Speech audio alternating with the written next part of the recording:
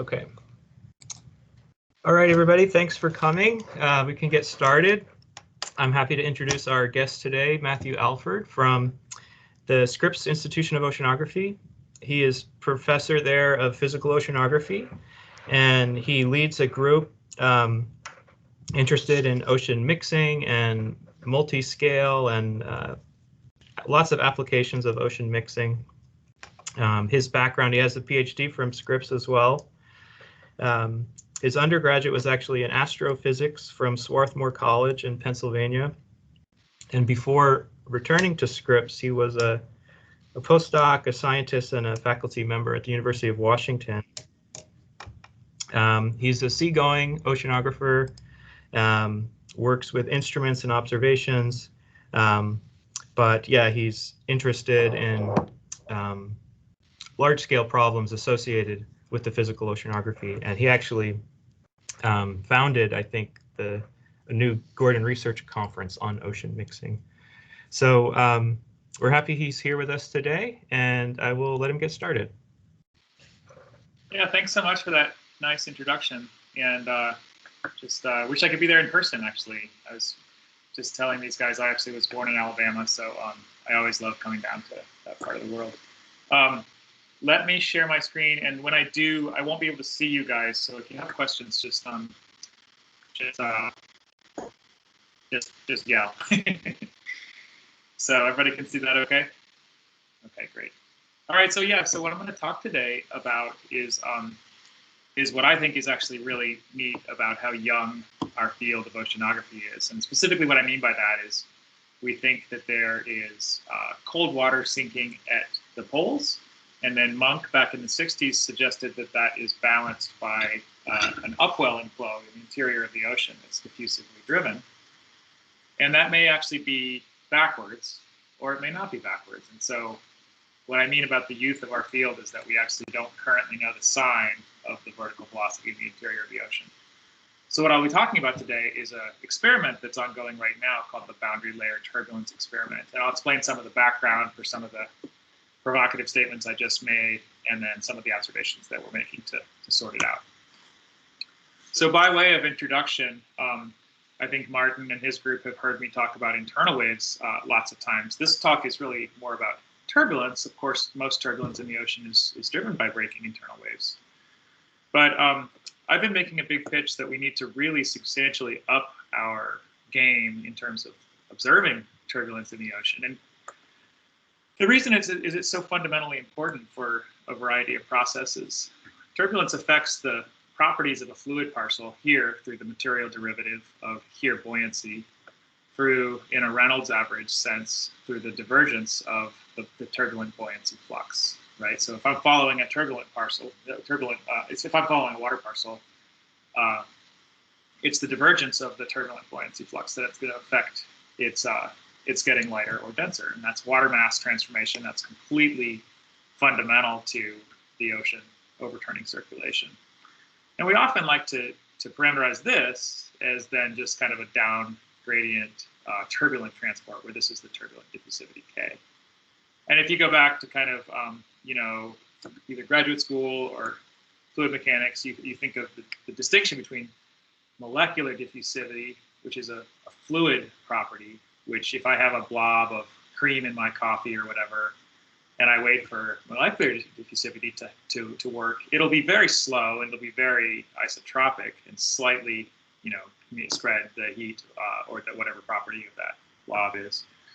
But turbulence, of course, is really good at stretching and straining and squeezing, and so it increases the surface area and greatly increases that diffusivity. So one of the tools that I'll be talking about a little bit today is something that I call the EPSI, which I'm very happy with. It's a super, super small, inexpensive, modular microstructure device that we've built. And when you have really inexpensive ways of measuring things, you can start bolting them onto things. And so I've been making the argument that we really should be thinking hard about starting to outfit large-scale arrays, such as the Argo array, with measurements.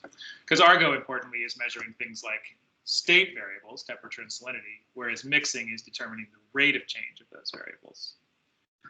And as I've said, this has been, we've known it's been really important to understand mixing in terms of the circulation for years, decades really. But now that we have this kind of more blue economy kind of applied view, when we start thinking about things like, once we electrify to reduce our dependence on fossil fuels, we might need to think about mining the deep sea for manganese nodules. Any sort of assessment of the impact of that sort of activity is certainly going to necessitate understanding mixing near the seafloor. And same thing for any efforts we might try to sequester carbon. So thinking about how this sort of cartoon view of mixing in the ocean works, this is this wonderful piece of artwork by Ellen Weigert, who was inspired by some simulations and some other data that Larry Pratt at Woods Hole has been talking to her about. We think about this picture that I just said, where we would have sinking of deep water at the poles, and then Monk would say we would have upwelling driven by a constant diffusivity in the interior. And it turns out that actually might, like as I said, be backwards. And the reason is that we know now that this is a famous section of microstructure across the Atlantic in the Brazil Basin, where on the western side of the basin, it's very smooth topography, and you have very weak mixing. Where it's rough topography, you have strong mixing. This is the diffusivity being contoured here. And importantly, it's not just mixing in some tiny little boundary layer. This is mixing that's enhanced hundreds of meters above the seafloor.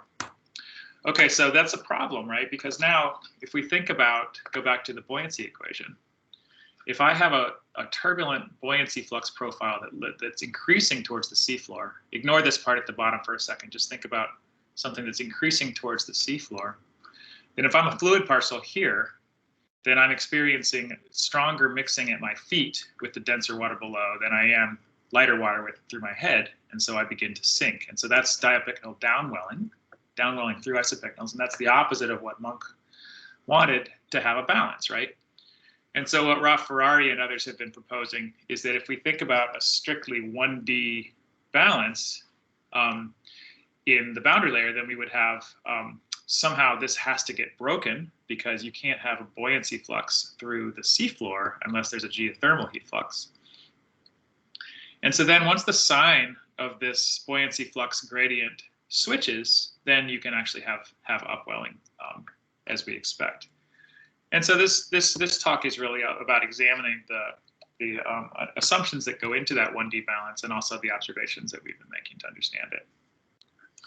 So this would then be the modified cartoon, according to Ferrari and others, where you still have downwelling in the interior because the buoyancy flux is increasing towards the seafloor. But in these narrow boundary layers near the topography, you have upwelling, and it over compensates for the downwelling, and so you can have a balance. So there is some evidence for this, or at least the fact that there might be downwelling in the interior and upwelling near the edges. And this is a purposeful tracer release by Jim Ledwell back in 2001, where tracer was put in right here and then sampled many months later with a series of stations. And you can see that not only has, of course, the tracer spread out both laterally and vertically because of the mixing processes, you can see that the center of mass has actually dropped down. It's probably here relative to its release location. So that's evidence for downwelling. Lou St. Laurent took the same data that I showed a moment ago from Kurt Polzin and did an actual inverse, because they had some measurements of velocity inflowing into the western part from the west. And if these isopycnals aren't going to change, if you just have flow and you're not insisting on steady state, then of course these isopycnals would just rise because it's being filled from below. But since they don't rise, we must have flow through them. And so Lou did an inverse, and he found this overturning stream function here, where you have water going upwards across the isopycnals here inside the canyons, and then down across isopycnals up in the interior, which is consistent with this idea. And I think the key thing then is in order for this to happen, we're going to get into something called the mixing efficiency in just a second. But basically, you have to have a buoyancy flux profile that looks like this, right? Because remember, unless the buoyancy flux is increasing away from the seafloor in a 1D model, keep on remembering that, then you can't have upwelling. And so what Lou had to kind of, by Deus ex machina, he sort of had to declare that there was this 300-meter thick region where the buoyancy flux did this. So to understand how that might happen, you have to understand a little bit of theory. And so just kind of hold on to your hats here for this slide. Of course, it's a pretty busy slide. This is everything you need to know about microstructure and turbulence in one slide. There's three measurements, three basic ways that we have of determining. Like, let's say I tell you I'm a scientist who studies mixing. What do I want to measure? Well, I want to measure mixing. But it's really hard for me to measure mixing unless I actually put like dye or tracer in the water, right?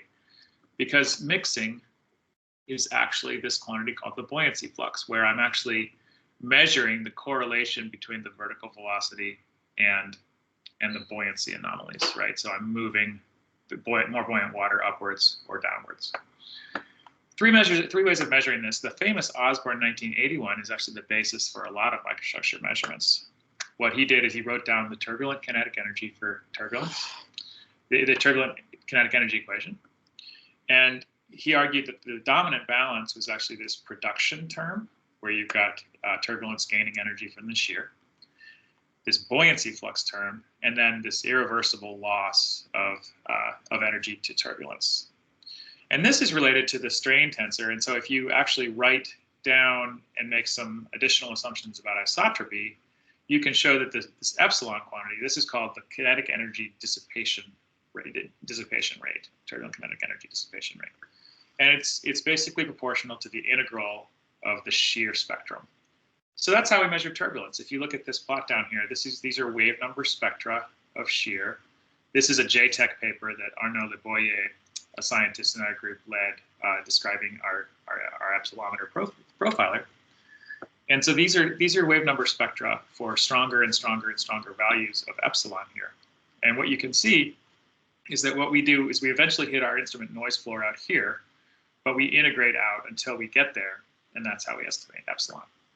Okay, so again, once you have epsilon, you're not really there because that's the dissipation rate, not the mixing. And so then Osborne further argued that there's this quantity called the mixing efficiency, which is about 0.2 for shear-driven turbulence, that says if I have, let's just say I have 6 watts of turbulent production, then if I want to get 1 watt of buoyancy flux, I'd better dissipate 5 watts of energy. And so then we can equate those two terms and say that then for any watt of dissipation, then I'm going to get 0.2 watts of the center of mass of the system being raised due to mixing. Okay, so that's the first introduction of this quantity called mixing efficiency. And the second one doesn't involve the mixing efficiency. We can also measure turbulence by measuring this quantity chi, which is the dissipation of thermal variance. And then that's actually, Osborne and Cox wrote down the temperature variance equation and argued that this is the production term and then this is the dissipation term. And you can equate those two by writing down an expression for the thermal diffusivity. And then that gives you an expression for the buoyancy flux that you can then relate. If you say that these two diffusivities are equal, you can then equate them and you can make an observational estimate of gamma, which we'll be doing. Gamma is the mixing efficiency. And this is done, actually, chi is also related to the temperature gradient spectrum. And so we can estimate it in this way, in a very similar way with thermistors on profilers. And then the third method is what Kurt Polzin has started to do. Bill Shaw and John Trowbridge did this in coastal ocean 20 years ago, at least. Here you could actually, if you had a fast and precise current meter that's measuring W, the vertical velocity, then you can just actually put it next to a thermistor, take the correlation, and you need to average a lot because both of these quantities are dominated by adiabatic things like internal waves. But you can eventually come up with an estimate of the buoyancy flux.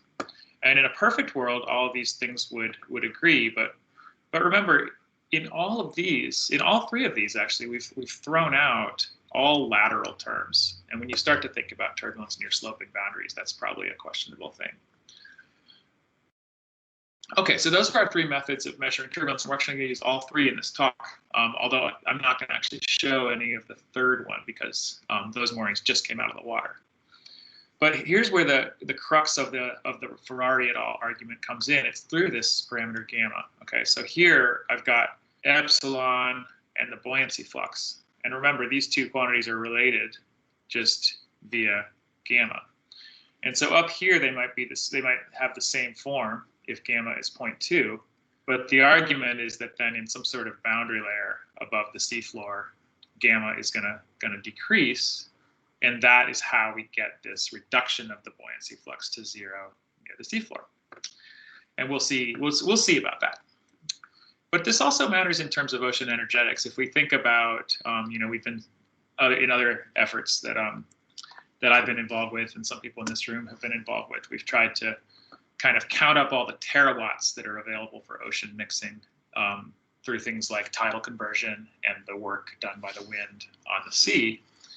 And clearly, if you have enough energy, you may not have enough water mass, or you can have enough energy but not enough mixing if you have a very inefficient flow. And two papers, one by Ali Mashayek and one by Laura Cimoli, investigated the consequences of different mixing efficiencies on the overturning circulation. And the point is that these are all a little bit different, and so this actually matters. And then the last thing is just getting to think a little bit more physically about how mixing efficiency might actually work in the ocean. I mean, you kind of think about a breaking internal wave, such as this one on the left here. This is kind of how we think most internal waves probably break in the ocean interior, is via this mechanism called shear instability, where you'll have fluid moving one direction and another direction below, and it becomes unstable to these billows called Kelvin-Helmholtz instabilities that then roll up and become turbulent. And there's now pretty good direct numerical simulations where we can estimate the mixing efficiency of that process, and we get that it winds up being about 0.2 as predicted, which is great. Although there's a lot of history, early on the mixing efficiency is very high because you're basically not dissipating anything yet, and then later it gets low. So there's an interesting story in the history there, but the kind of rough answer that it's 0.2. Whereas if you look over and there again, the balance is this production is equal to buoyancy flux plus dissipation. So it's a 3-term balance.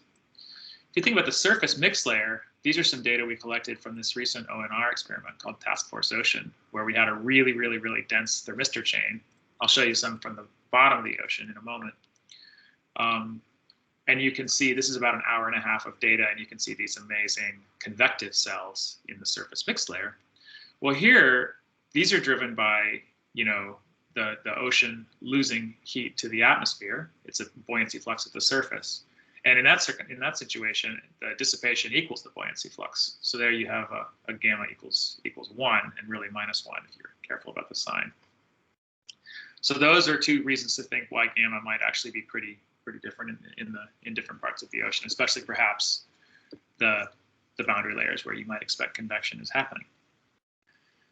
So this goes all the way back to, and then there's a third reason why the mixing efficiency might be reduced, and this is what Chris Garrett was arguing long ago. Larry Army had some wonderful data back in 1978 where he observed all these benthic near bottom boundary layers that then interacted with topography and then detached from the seafloor. And he argued that was very strong evidence that the mixing of that near bottom mixing then got exported into the interior, where it could contribute to this upwelling in the overturning circulation. And Chris said, no, that doesn't work at all, because if you think about a 1D balance, the diapycnals actually have to come and actually hit the seafloor in a normal direction, or else you'll have buoyancy flux through the seafloor. And so therefore, the stratification is greatly reduced here, and the mixing efficiency goes down. So the question is, which of these two views is right? And I've just been showing this wonderful movie by Craig Winters, where he's simulating an internal tide coming in from the right-hand side and breaking, and he's put dye in the simulation. And for me, I personally, this is sort of the punchline, is that I think that our BLT data are pretty consistent with this idea, which is very consistent with this Army idea rather than the Garrett idea. There's really nothing 1D about this simulation, and I think one key sign that there's not non one-dimensional effects is that you can see this layer has really been kind of ejected out into the interior, and we'll show you some evidence that happens in our data. And we could go a little bit into the boundary layer theory, but I think we're going to skip that and just get onto the data. So cool. So the boundary layer turbulence experiment was named the BLT experiment, I guess because that's Rob's favorite sandwich, bacon, lettuce, and tomato. But this is a big group of teams that came together for this, and it's kind of an interesting situation where it's led by Rob, and he's a big proponent of this 1D model, whereas Kurt and I are fairly convinced that that's actually not right, and so it's really led to some quite wonderful discussions, among different views. But so basically, the MIT folks are doing some modeling. Kurt put in some those fancy moorings. We put in some other fancy moorings and led the turbulence profiling efforts. And then MJ Macias led the tracer release and the die release. So just for folks who don't, well, I'll talk about that in a minute, the tracer and the die. And then there was a nice compliment from Southampton, led by Eleanor and Alberto. So our goals were basically to do these purposeful releases right in the bottom boundary layer, and that's never been done before. And then we did it in a canyon because otherwise it's actually very hard to track die because it gets just swept in along diapycnals or along isopaths. Sorry. And then we wanted to put as many instruments in the water nearby to actually understand the processes that are happening. So as I said, we did that with die and tracer. And die and tracer are complementary to each other. Tracer is an inert tracer that you can detect down to 1 part in 10 to the 16th or 17th. It's incredibly detectable. But to do so requires CTDs with bottles and really, really detailed chemistry on board. And so it really limits. So you can detect it for a year, but it really is limited. You're limited in terms of the resolution in terms of how you can detect it. Whereas dye, by contrast, you can detect with fluorometers on in situ instruments, so you can really sample the crap out of it. So so we actually had then these buoyancy flux measuring moorings that Kurt put out that I won't be talking about, and then we had some really, really detailed thermistor moorings as well as some turbulence measuring profiling moorings, and then we had kind of a fancy custom version of the epsilometer that I'll tell you about in a minute. In fact, I'll tell you about it right now. So yeah, like as I said, our EPSI is this device that we've created where it's very modular. In fact, I'll go to that one first. This is the EPSI. I still remember what it sounds like to crunch up a $200,000 turbulence instrument in the propeller of a ship, because I did that when I was Mike Gregg's postdoc. And I said, I'm never going to do that again because it really shouldn't be so expensive. And so now we've got all the mobile electronics industry advances. We make these shear probes in-house. So this is about sort of a $2,000 instrument now, and most of that is the pressure case, just simply because of these. It's gotten so easy and so automated now. So then we can actually then 3D print a bunch of things, such as this is now a modular vehicle that can record on a flash card, or it can stream data serially. It has internal batteries, or it can take power, et cetera. So it's quite modular. And so that we can then stick it into our profiler, which is again very cheap and very 3D printed, so we can do really risky things like BLT with it. And then we started to bolt it onto things. Anybody who will let us bolt it onto their thing, we'll do it. This is an Argo float by Steve Reiser that we've put our sensors up on the top. This is one of Drew Lucas's wire walkers that we've put the EPSI on. And then we've also put it on Uwe Sen's Sea Cycler, a deep solo Argo float, and then a couple of different UUVs. So that's really exciting. And as I said, my kind of long-term dream would be that, thousands of Argo floats would actually have these measurements on them. But for this experiment, the point was that we were going to use our profiler.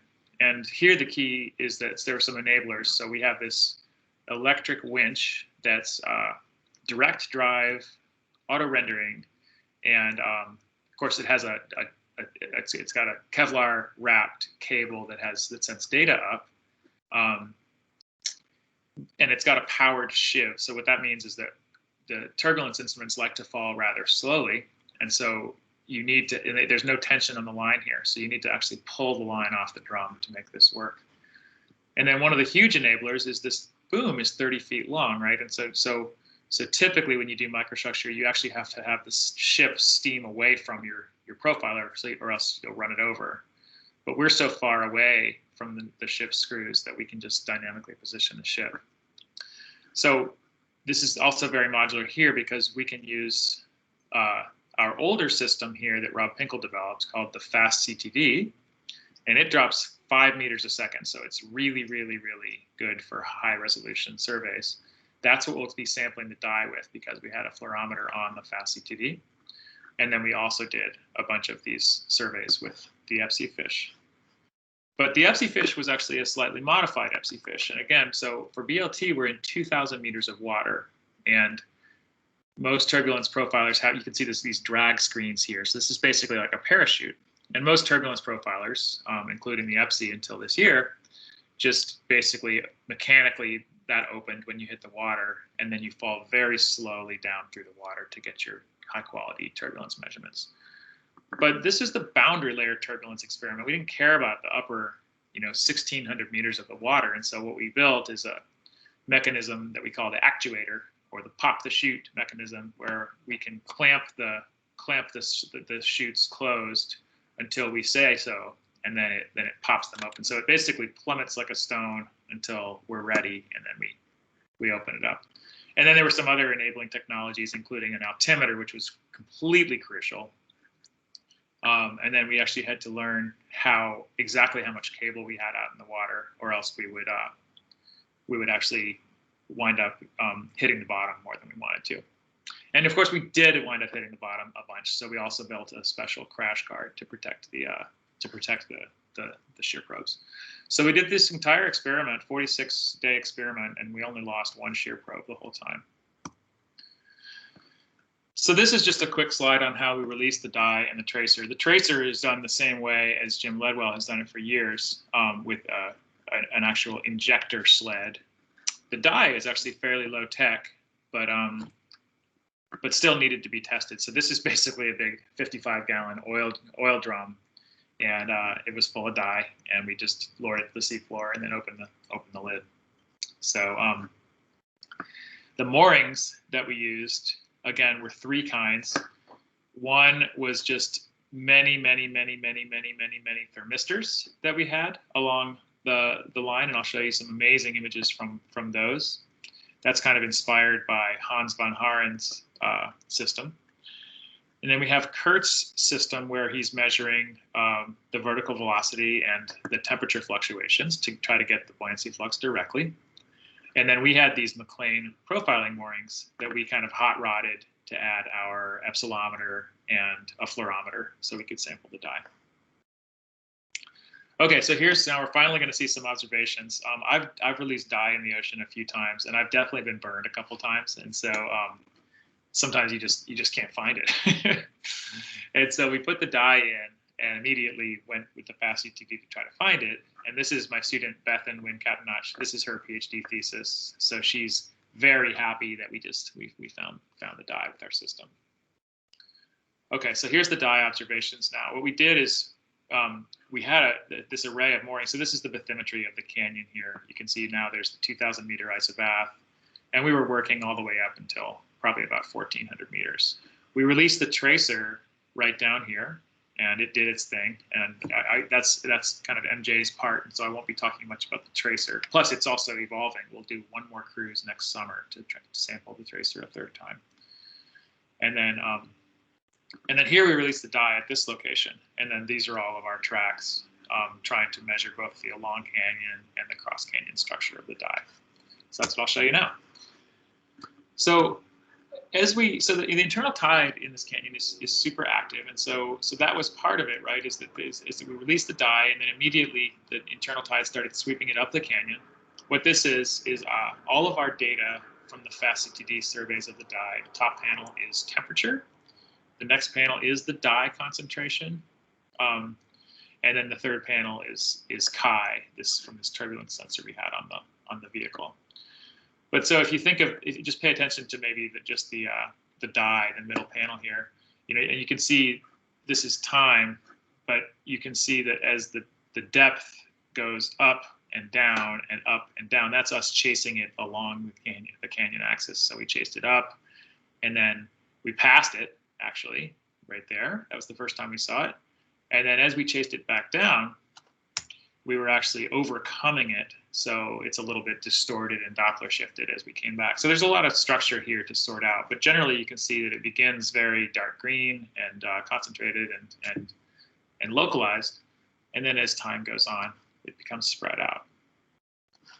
So we can kind of summarize that here by plotting all of our dye observations here.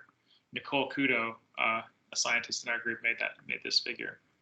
So we can see that the dye starts out down here, and over time it does begin to get diluted. And crucially, I mean, this is sort of one of the main results of the experiment, is that it actually does get pushed up canyon, not by the tidal advection, but actually by these diffusive processes. So that was incredibly cool. And so you can actually think of this. Sorry, let me just do a quick cartoon here. So what we think of is, in a steady state, if you think of some isopycnal like this, it's going to stay put. We measured an up canyon velocity at this mooring, just using standard, a current meter on the profiling mooring, and it's about 0.2 meters per second, 2 centimeters a second up canyon of mean flow. And so that's actually kind of nice. It says, okay, well, if these isopycnals aren't going to be moving, we better have that much diapycnal transport through that isopycnal due to all these mixing processes. And so we can actually go back and look and see, okay, well, we want to quantify how fast the dye moved across isopycnals. So these are temperature salinity plots versus time, and we're coloring dye on the TS plane. So you can see here it starts very concentrated and very cold, and then as time goes on, you can just watch it. It's getting spread out, but it's definitely getting moved towards warmer temperatures. And so you can do some simple calculations of the diapycnal velocity from the time rate of change of the temperature divided by the temperature gradient, and you get this number for the vertical velocity that's that's inferred from the dye. And then you can actually also just say, okay, well, we measured the horizontal velocity down canyon, and if we assume it's going up slope, then you get a number that's very similar. And so that's, we have to do this more carefully. All these data were just collected a few months ago, but this is strong evidence that we have a mass balance in the canyon. The thing that actually I mentioned earlier that was a pretty significant observation is that we did have these are now the moored profiler observations from this location here in about 2,000 meters of water. And, we just have this incredible richness with the temperature and the velocity due to the internal tide. And you can see the isopycnals are very vigorously rising and falling. And this is the kind of thing I could spend a whole talk on, but I'm really focusing on the dye and the turbulence here. This is the estimate of the turbulence from the epsilometer, these two. And then this one, though, is the one I wanted to mention here, is that this is the fluorometer that we had on the moored profiler. And we definitely saw this event where the dye crossed. So you can see it's about 200 meters, 100 to 200 meters off the bottom. So over here, we can see that the dye has actually been ejected into the interior. So this is our kind of cartoon now, right? So we've got incident flow down here. We have evidence that there is flow crossing the isopycnal, but it's not a one-dimensional process because there must be some sort of convergence here that's conspiring to eject dye into the interior. Okay, cool. So now the turbulence side of things, we kind of spun up that whole turbulence machinery earlier to try to convince you that, okay, if I've just told you, or at least the dye told me, that there's water going, that there's upwelling, okay?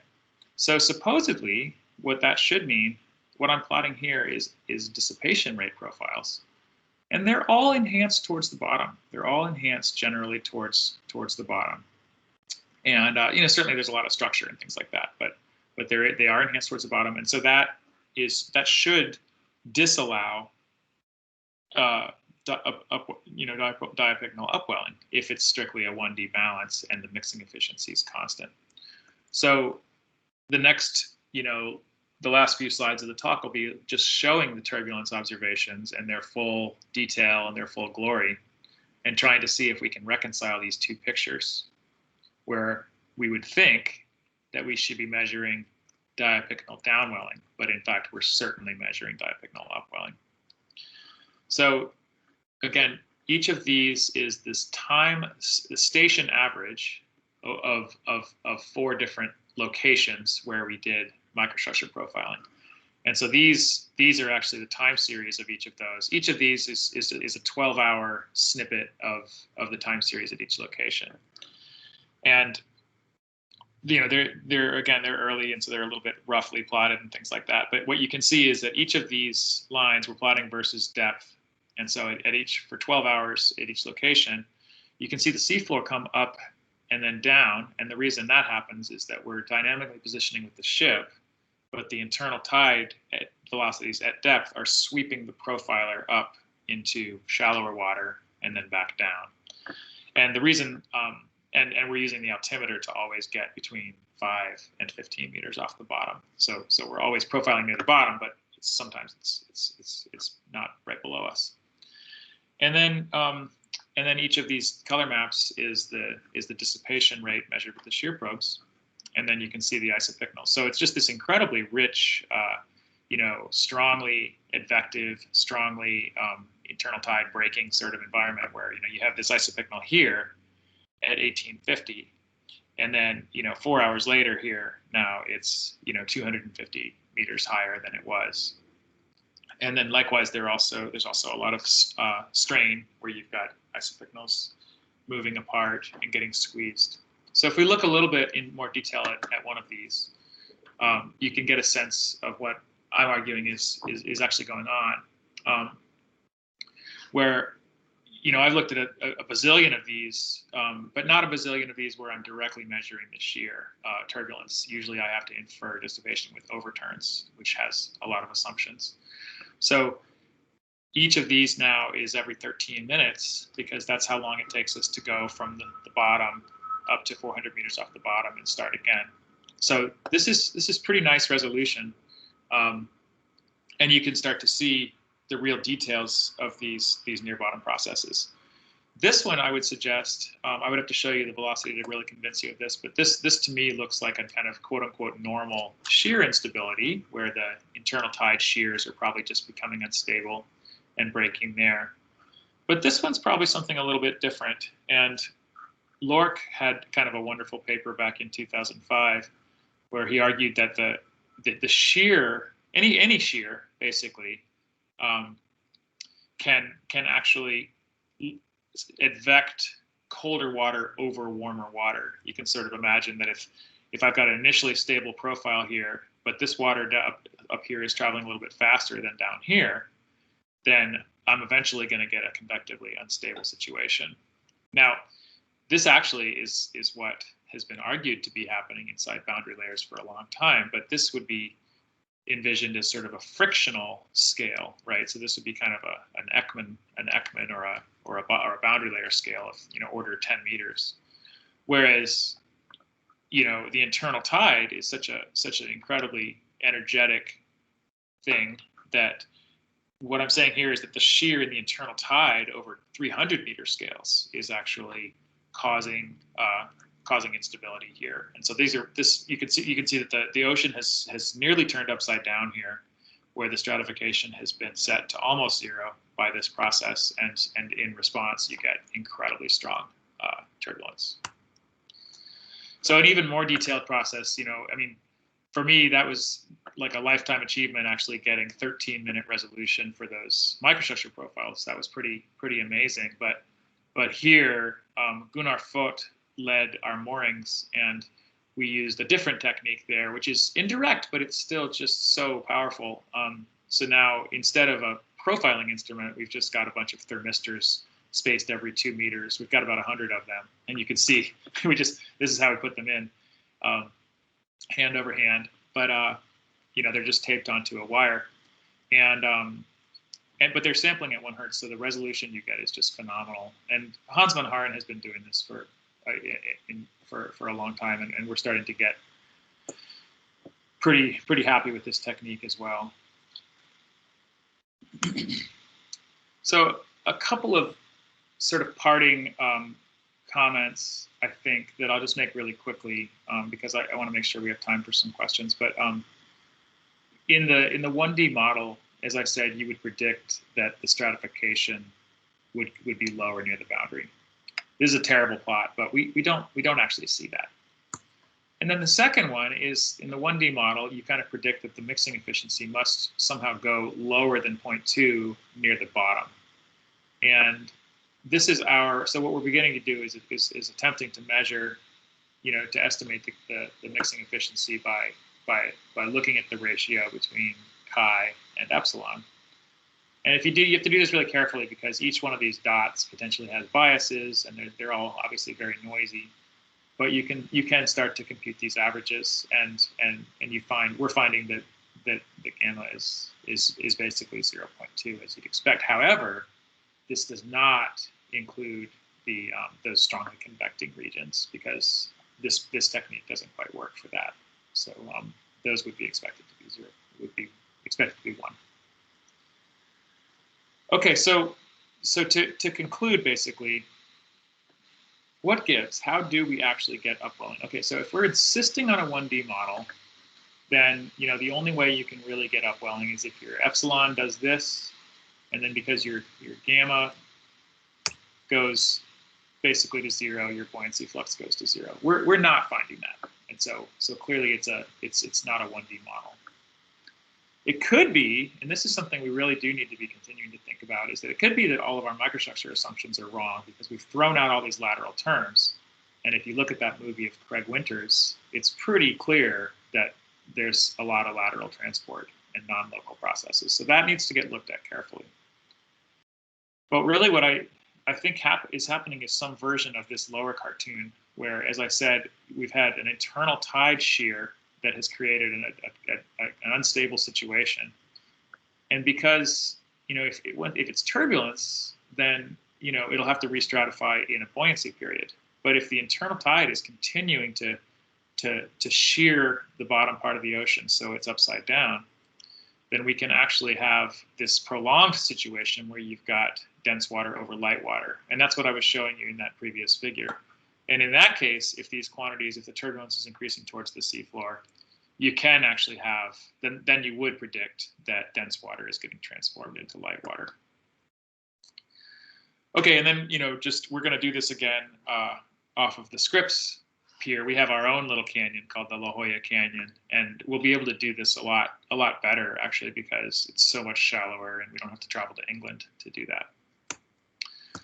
Okay, so my busy conclusion slide is as follows, that we are kind of in the middle of a rethinking of how the overturning circulation works, and specifically how turbulence conspires to create upwelling inside the ocean. We did an experiment and we observed that upwelling, and we're kind of in the process of understanding how the internal tide processes conspire to make that happen. But what I think we're doing is we're actually overturning these ideas that it's a strictly 1D kind of arrested Ekman layer sort of a situation that leads to that. And so I'll stop there and just take questions. Thank you. All right, thanks so much, Matthew.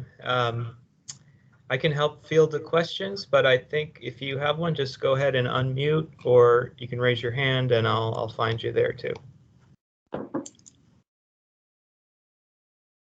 So, Miguel, would you like to go first? Sure. Well, first, thanks for the presentation. It was incredible. This hits very close to home because my PhD background is in turbulence, and I've actually transitioned to larger scales and internal waves on larger scales. So I have two kind of big questions. One is, is anyone trying to replicate this with LES simulations or kind of get a better sense of what's going on, at least partially resolving the turbulence? And then second, what are the implications from these observations to current parametrizations by RANs like ocean primitive equation and ocean models? Awesome. Those are brilliant questions. Thank you. Yeah, so there's definitely some LES work going on, especially by Sutanu Sarkar.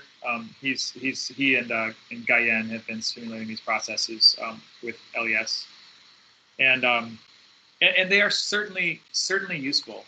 The problem with LES is always just it's so hard to get the outer scales large enough, and you can sort of see this is kind of an optimally. Am I still sharing my screen? Yeah, I am, right? Yeah. Yep. This is sort of an optimally bad. It's just got such a wide range of scales that are important. You know, we've got the tidal advection length is 3.5 kilometers, right? And so yes, they're useful, and it can be hard to reconcile them with observations. And then in terms of the parameterizations, though, yeah, I think that they're Ali Mashayek and Laura Chimoli are those types of things that we were looking at in that one panel showing the water mass modification are definitely demonstrating that these sorts of things matter. And I think we're at the point where we're saying they matter. We're not at the point of saying this would improve a parameterization. You know what I mean? Yeah. So, but what's exciting though is actually that because of things like that Gordon conference that you mentioned, and also this thing called a climate processes team that Jen McKinnon and I led a few years ago, it really has. Actually, sorry, Jen led that one, and I was involved. We're starting to have actual climate modelers and people developing parameterizations in the same rooms as observationalists like me, and so that's helping. So. Yeah, great question. So maybe this will nudge you back towards small scales. Okay. Anything else, Miguel? No, thanks for the answer. I mean, there's many other things that we could talk about, but I'm going to let people ask some questions too. Xiaodong, do you want to go? Yeah, absolutely. Hi, Matthew. Thank you for the talk. And I'm not a physical oceanographer, but I just want to make sense of your talk. We know the water at the bottom is denser, right? For the dense water to come up, there must be energy to supply to allow the denser water to come up. So you see, it must be at that boundary layer. I see it probably around the seamount or somewhere there's the discontinuity in the topography. So if not there, where else you can provide that energy?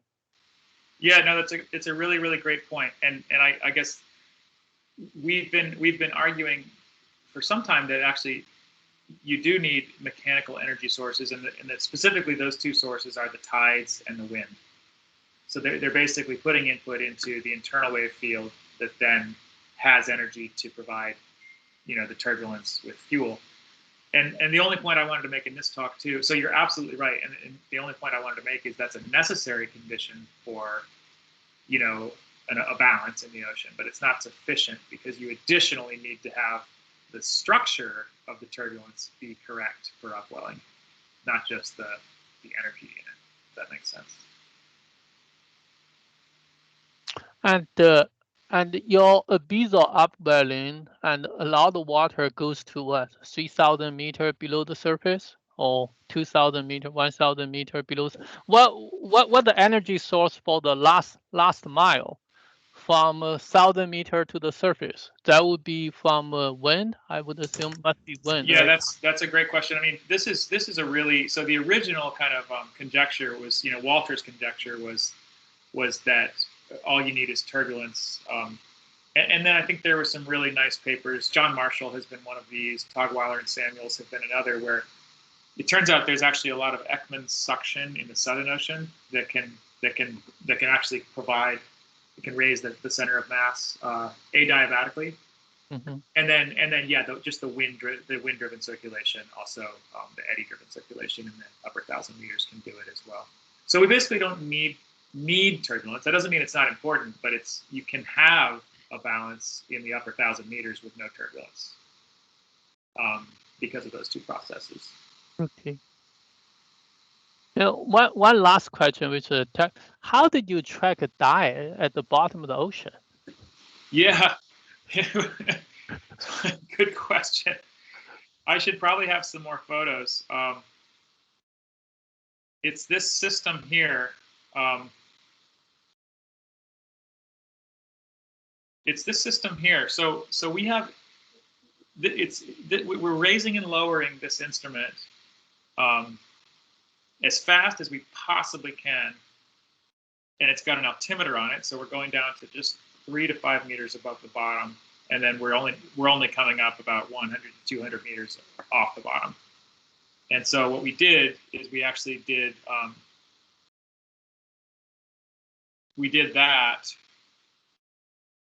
in real time while, so we had the dye concentration. Actually, you can see it on the screen here. So Bethan would be monitoring, when we had reached the edge of a patch or whatever. And then, we would actually we had a model, which she's got right here, for how the tide would sweep it around. So there actually was a lot of learning that went into tracking the dye patch. But we did actually do it, and it was basically the keys where we had this very, very rapid profiling instrument with a fluorometer that was in real time, and then the ship, we could tell the ship where to go. Okay, but what if that module, like that vehicle, goes wrong direction outside the dial? You can't see any dial. You have ability to control that to go back to the other direction. Exactly. That's what I was trying to hint at. Is that, yeah, we would be watching. And actually, maybe this is a good. So imagine this is actually our track, right? So we would be steaming along in this direction.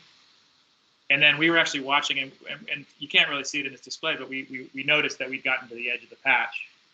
And so then we said, okay, tell the ship to turn around, and we would go back through it the other direction. Okay. Yeah. Okay. But super tricky. I mean, it is, and actually there's kind of a funny little anecdote that the very first time we released the dye, we didn't mix it densely. We didn't actually mix it sufficiently with the seawater, and so it was very dense. And the dye cloud basically descended straight to the seafloor, and it probably created like a 10 centimeter thick little puddle of dye with a really, really sharply stratified interface up top, and it's probably still there. Okay. So dye it's definitely an art that we're still learning, actually. That was a test of the no slip condition on the bottom. Yeah, exactly. That's great. Thank you, Matthew. Thank you. Should we go to Keshav next? Thank you, Matthew, for the nice presentation. Yeah, talking about the energy coming from internal waves. So and also the point that you raised this with the new circus work. I was thinking, like, there were lots of papers talking about reflection of internal waves and generation of along slope currents in the bottom, and especially in the lateral direction, when the incident wave or obliquely incident waves reflect on the bottom. So I was thinking, like, if you had some measurements of such along slope currents, which would eventually intensify internal wave breaking and then generate turbulence close to the slope. And you're talking about along isopicknal or along isobath flows.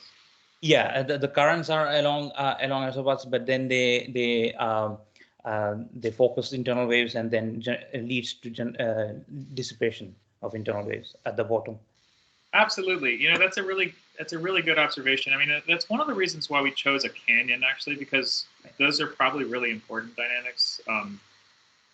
But we chose a canyon to actually get away from those dynamics, right? Because we really can't have flows in this direction. Right. Now, the tracer, so the dye, you know, we lost, the dye became undetectable after 3 days. And so this was a very short-term experiment. The tracer is a year-long experiment, and it has already upwelled past the rims of the canyon, and it's beginning to get, you know, affected by a long slope occurrence. But but we haven't gotten into that kind of dynamics nearly as much. I would guess there would be some kind of a recirculation at the bottom. Right. Right. There's an along slope current, and then there's a backflow around it. Yeah, absolutely. Absolutely. And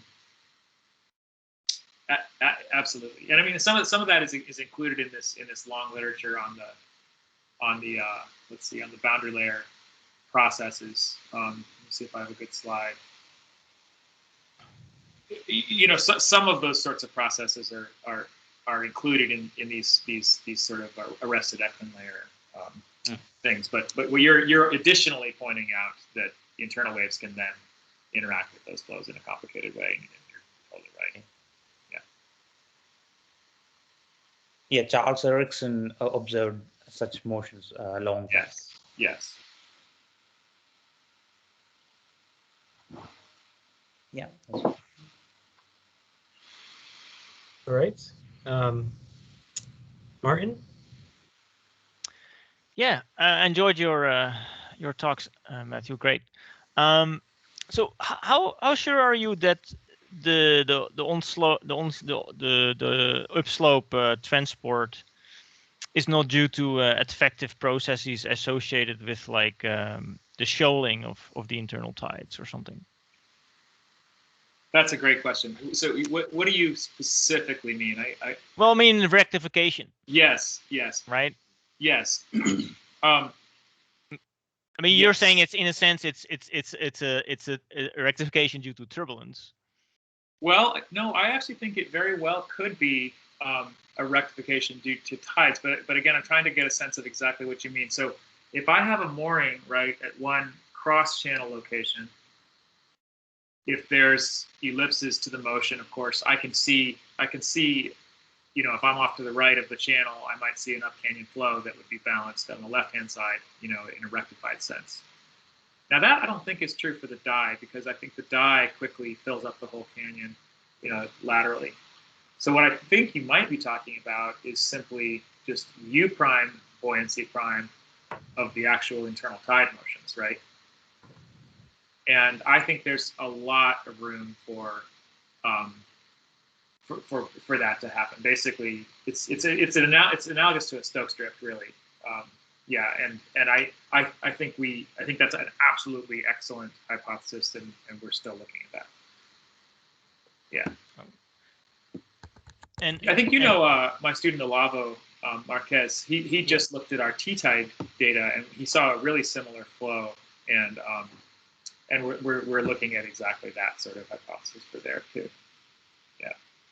Okay, so you're still like, is it basically a turbulent diffusion that causes that process, or is it just the rectification of the internal tide in that?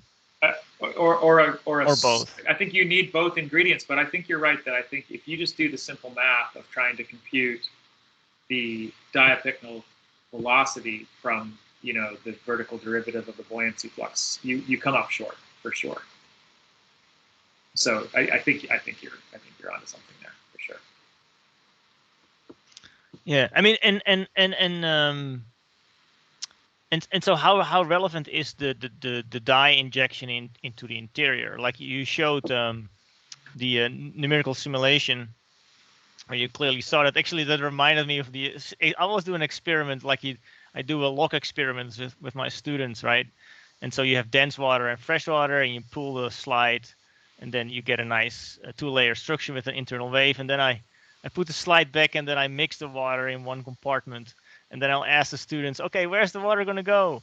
And that's what that's really what you showed in that model simulation. So Right. it's a really simple process, right? But do you think that could be just the relevant, the key answer to the vertical mixing, that you need that injection from topography?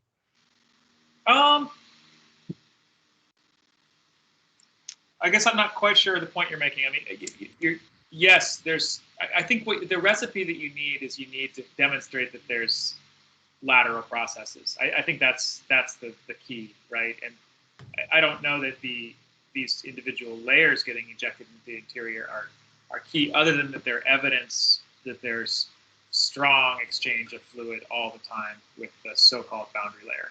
So this idea of this sort of static, boundary layer that's 1D, really, it's basically always being strongly flushed and destroyed by this really actively breaking internal tide.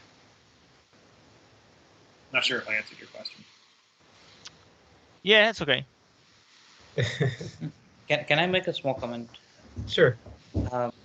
Yeah, so Matthew, you might remember that in Niskin region we found a layer of a strong mist layer at around 1,000 meters depth, and this might, I don't know if this could be a layer that was injected from a topography close by, like a mixed layer that was injected into the interior. You mean in the case of the dye? Or the turbulence? Yeah, the turbulence. The dye followed the mixed layer, right? Yes, I absolutely think that's. Yes, I absolutely think that something like so we see this, right, and it actually happened. It actually happened during maximum, offshore tidal velocity, if you kind of line these features up. And so yeah, certainly it's got to be something like what was happening in the movie, where you had some sort of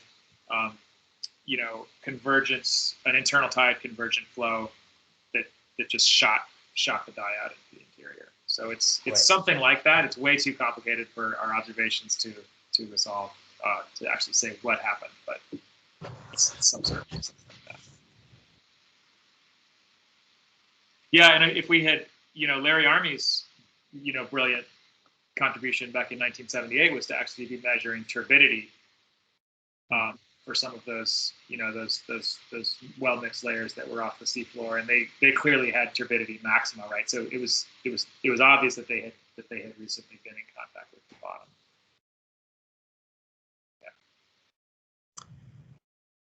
Yeah. Okay, we're a little bit past the hour now, so let's all thank Matthew again, and everybody's free to go. I think there might be one more question from Agno as we're wrapping up, if you still have time, Matthew.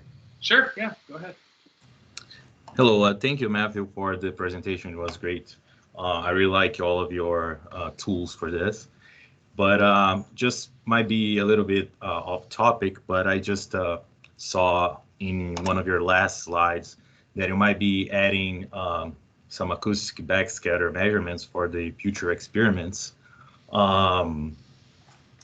So what kind of acoustics backscatters measurement will you be adding? Because might not be possible to see these tracers using water column data, but probably tracing the water column to map this turbulence or even these gradients might be possible. Is that what you're looking for?